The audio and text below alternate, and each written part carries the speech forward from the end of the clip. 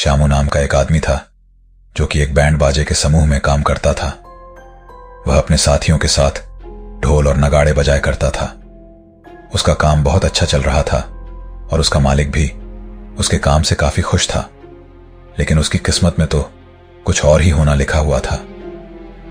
एक दिन जब वो देर रात को काम से वापस लौट रहा था तो उसे रास्ते में कुछ लुटेरे मिल गए। अरे ओ ढोल लगाने वाले, जरा यही ठहर जा, वरना तेरे लिए अच्छा नहीं होगा। अरे अरे कौन हो तुम लोग, और तुम लोग मुझे क्यों रोक रहे हो? मैंने क्या किया? अंधा है क्या तू? तुझे दिखाई नहीं दे रहा क्या कि हम लुटेरे हैं? जो हमसे पूछ रहा है कौन है हम? और चल, तेरे पास जो कुछ भी हो हमें जल्दी से दे दे। अरे मेरे पास इस ढोल और नगाड़े के अलावा कुछ भी नहीं है, मुझे जाने दो। लगता है ये सीधे तरीके से नहीं मानेगा। इसे पकड़ो और मारना शुरू करो। तीनों लुटेरे श्यामू को पकड़ लेते हैं और उसकी पिटाई करने लगते हैं, लेकिन श्यामू के पास से बस कुछ चिल्लर पैसे ही मिलते हैं। अरे ये तो सच में बहुत बड़ा फकीर मालूम होता है। अब क्या करें? इसे तो हमने मुफ्त में ही पिट दिया। अब अगर इसके ऊपर हमने इतनी मेहनत की है तो ऐसे बेकार थोड़ी जाने देंगे। इसके ये ढोल नगाड़े हैं ना, यही लूट लेते हैं, जो और बाजार में इसकी अच्छी कीमत मिल जाएगी। नहीं नहीं, ऐसा मत करना। ये ढोल लगाने ही मेरा पहला प्यार है, और उससे भी बड़ी बात यह है कि मैं इनका अपनी जान से भी ज्यादा ख्याल रखता हूं। मेरा दुनिया में कोई भी नहीं है, इन्हें मुझसे मत छीनो। मैं इनके बिना मर जाऊंगा तो तुम इनका अपनी जान से भी ज्यादा ख्याल रखते हो।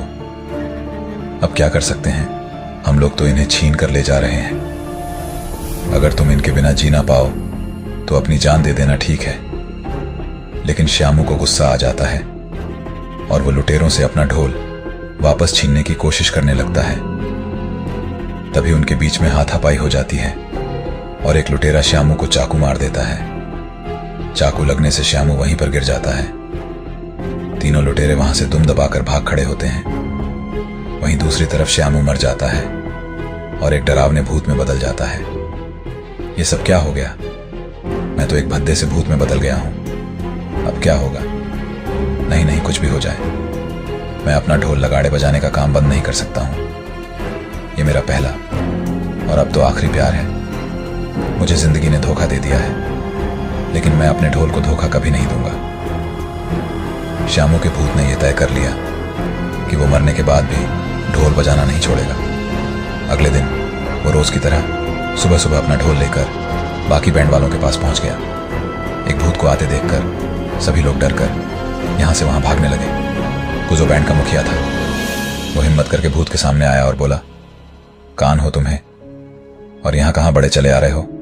या मैं भूत बनने के बाद इतना बदल गया हूं कि तुम मुझे पहचान नहीं रहे? गुज्जू भाई, अरे ध्यान से देखो मुझे, मैंने तुम्हारे साथ 5 साल काम किया है। ऐसे कैसे तुम मुझे नहीं पहचान रहे हो? क्या श्यामू, क्या ये वाकई में तुम हो? बिल्कुल ठीक पहचाना गुज्जू भाई, तुमने, ये मैं ही हूं, श्यामू, आप सभी का प्यारा ढोल नगाड़े बजाने वाला श्यामू। फिर भूत अपने साथ हुई पूरी कहानी। गुज्जू और वहां खड़े सभी। अब क्या बताऊं, दुखी तो मैं भी बहुत ज्यादा हूं, लेकिन खैर, अब करती क्या सकते हैं। ये तो ऊपर वाले की मर्जी थी, और उसकी मर्जी के आगे किसकी चलती है। लेकिन कुछ भी हो जाए, मैं अपने काम से पीछे नहीं हटूंगा। मैं अभी भी पूरी ईमानदारी से अपना ढोल नगाड़ा बजता रहूंगा। भूत की बात सुनकर वहां खड़े सभी लोग दंग रह जाते हैं। क्या ये तुम क्या कह रहे हो? श्यामू, ये भला कैसे हो सकता है? तुम कैसे ढोल बजा सकते हो? अब तो तुम भूत बन गए हो ना, भूत ढोल नहीं बजा सकते क्या? अरे मरने के पहले भी मैं ढोल बजाने में इतना माहिर था, और अभी भी तुम मुझे आजमा कर देख लो।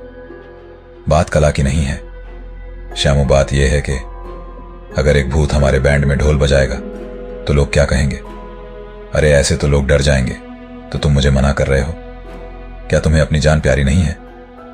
तुम्हारी मुझे मना करने की हिम्मत भी कैसे हुई? भूत की धमकी सुनकर वहां खड़े सभी लोग डर गए। मजबूरी में उन्हें भूत को भी अपने साथ ले जाने के लिए मानना ही पड़ा।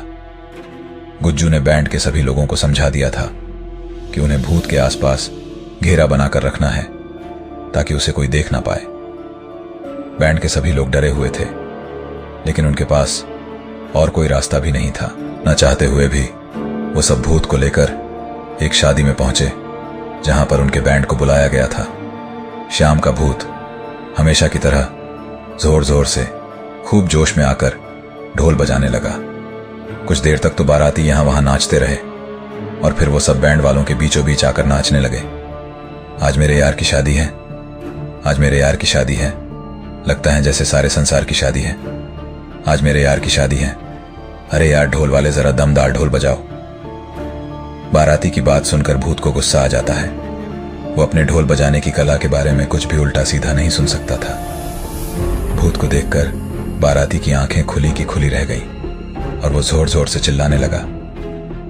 सभी लोगों ने नाचना बंद कर दिया और भूत को शादी में देखकर अफरा तफरी मच गई। फिर क्या था, सारे बारातियों ने मिलकर बैंड वालों पर हमला कर दिया और वो सब वहां से भाग खड़े हुए। मैंने तुमसे मना किया था शामू की, बस चुपचाप ढोल बजाते रहना, लेकिन तुमने मेरी एक नहीं मानी।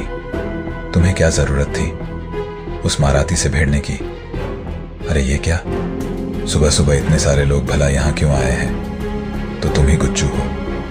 जी जी, मैं ही गुज्जू हूं। कहिए क्या काम है आपको? तो वो तुम्हारा ही बैंड है ना, जिसमें एक भूत ढोल मचाता है? जी हाँ, मेरा ही बैंड है, लेकिन आप सब पहले मेरी बात तो सुन लीजिए ना। मैं बहुत मजबूर था। मैं उस भूत को जानबूझ के अपने साथ लेकर नहीं आया था। हम तो इसलिए आए हैं कि हमसे बुकिंग ले सके। क्या बुकिंग? और क्या, अरे सारे शहर के लोग बड़े हैरान हैं कि तुम्हारे बैंड में एक भूत ढोल बजाता है, तो भी लोग चाहते हैं कि तुम ही उनकी शादियों में आकर बैंड बाजा बजाओ। उस आदमी की बात सुनकर गुज्जू हैरान हो जाता है। गुज्जू यह सब सुनकर बहुत खुश हो जाता है। उसकी सारी चिंताएं मानो एक पल में ही दूर हो गई। वह खुशी खुशी लोगों से बुकिंग करने लगता है और साथ में सबसे एडवांस भी लेता है। आज उसे महीने भर का फायदा एक दिन में हो गया था। ये तो कमाल ही हो गया, और वैसे ये तो होना ही था। मैं इतना अच्छा ढोल जा बजाता हूं। बिल्कुल बिल्कुल श्यामू, और अब तो तुम्हें बाहर ढोल बजाना है। हम पूरे महीने के लिए बुक हो गए हैं। वहां क्यों नहीं, मैं तो एकदम तैयार हूं। मैं तो बिना थके लगातार कई महीनों और सालों तक भी ढोल बजा सकता हूं। फिर क्या था, श्यामू भूत ढोल बजाने वाला पूरे इलाके में मशहूर हो गया और इससे गुज्जू का भी बहुत फायदा हुआ।